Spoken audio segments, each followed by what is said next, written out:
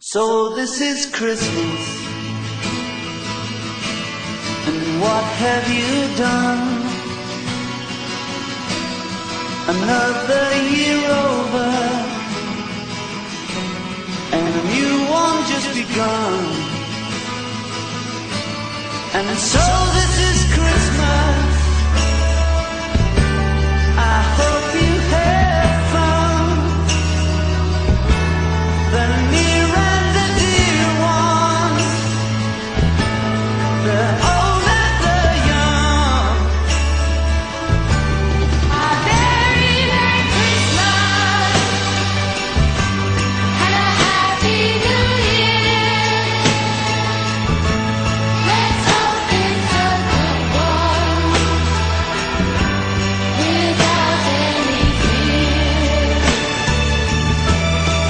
So this is Christmas, for weak and for strong, the rich and the poor ones. The road is so long, and so happy Christmas for black and for white, for yellow and red ones. Let's stop all the fight. A very Merry Christmas and a Happy New Year. Let's hope it's a good one without any fear.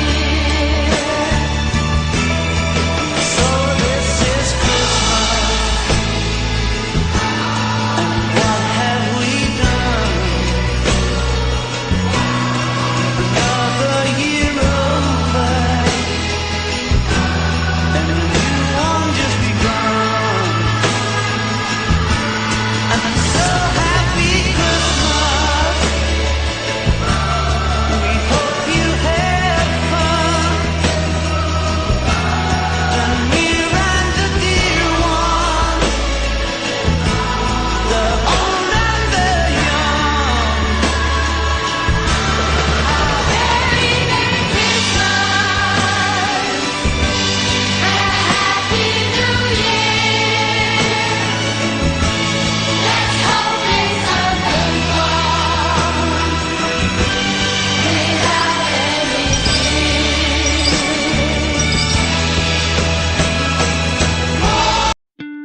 การเลือกรับประทานผักและผลไม้หลากหลายสี จะช่วยส่งเสริมการดีท็อกซ์ร่างกายแบบธรรมชาติได้อย่างปลอดภัยที่สุด จึงเป็นที่มาของสุดยอดนวัตกรรมใหม่แห่งอาหารเสริม Room Fibery จากการศึกษาค้นคว้าและวิจัยสารอาหารสำคัญต่อการล้างพิษ ที่คำนึงถึงคุณประโยชน์และความปลอดภัยต่อร่างกาย จนเป็นที่มาของสูตรลับเฉพาะของสารสกัดจากธรรมชาติ ที่คัดสรรจากผักและผลไม้ได้มากถึง 7 สี สารสกัดจากสตรอเบอรี่ขาว สารสกัดจากมะเขือเทศ สารสกัดจากเมล็ดกาแฟเขียว สารสกัดจากมะม่วงแอฟริกัน สารสกัดจากบลูเบอร์รี่ สารสกัดจากพืชตระกูลส้ม สารสกัดจากงาดำ ผสมผสานสารสกัดไฟโตนิวเทรียนต์มากถึง 36 ชนิด ซึ่งเป็นแหล่งสำคัญของสารต้านอนุมูลอิสระ ที่ช่วยส่งต่อคุณประโยชน์สำคัญในการดีท็อกซ์ร่างกายได้ 5 ระบบ ระบบลำไส้ ระบบตับ ระบบไต ระบบเลือด และระบบผิวหนัง รวมทั้งช่วยในการลดความเสี่ยงต่อการเกิดโรคต่างๆ จึงเหมาะสำหรับผู้ที่ทานผักและผลไม้ในแต่ละวันไม่เพียงพอ Room Fibery มาพร้อมด้วยรสสัมผัสจากมิกซ์เบอร์รี่อันเป็นเอกลักษณ์ที่มีความหอม อร่อย ทานง่าย Room Fibery ดื่มง่าย ถ่ายคล่อง สุขภาพดีเริ่มจากภายใน